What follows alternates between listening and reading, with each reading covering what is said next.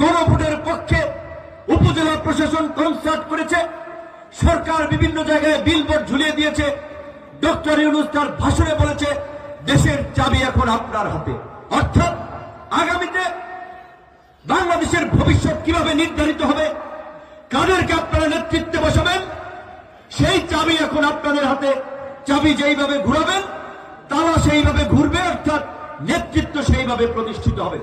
নাগরিক সমাজ, বিভিন্ন শ্রেণী পেশার মানুষ সকলের চিন্তা ভাবনাকে ধারণ করে রাষ্ট্র সংস্কারের লক্ষ্যে বেশ কিছু সংস্কার আনা হয়েছে।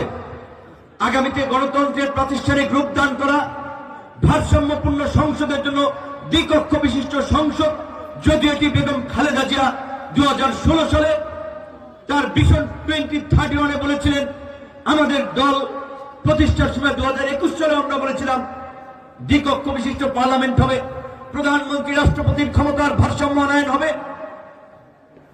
আমরা একটি স্বাধীন এবং স্বতন্ত্র বিচার বিভাগ আমরা চাই, গণমাধ্যমের স্বাধীনতা চাই, দুর্নীতি নির্মূল করতে চাই। এই পরিবর্তনগুলো আমরা করতে চাই। সেই পরিবর্তনের লক্ষ্যে আগামীতে জাতীয় নির্বাচনের পাশাপাশি জুলাই গণভোট অনুষ্ঠিত হচ্ছে। সকল রাজনৈতিক দল মিলে এই রাষ্ট্র সংস্কারকে প্রাধান্য দিয়ে তারা কাজ করেছে। তাই ডক্টর ইউনূস বলেছে দেশের চাবি আপনার হাতে।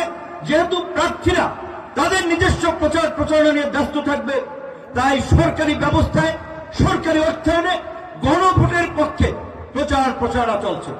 যদিও নির্বাচনী আচরণবিধির কারণে আমি হয়তো অফিসিয়ালি প্রচার প্রচারণা চালাতে পারবো না। গণভোট যেহেতু সরকার প্রচার চালাচ্ছে, আমাদের প্রত্যেকে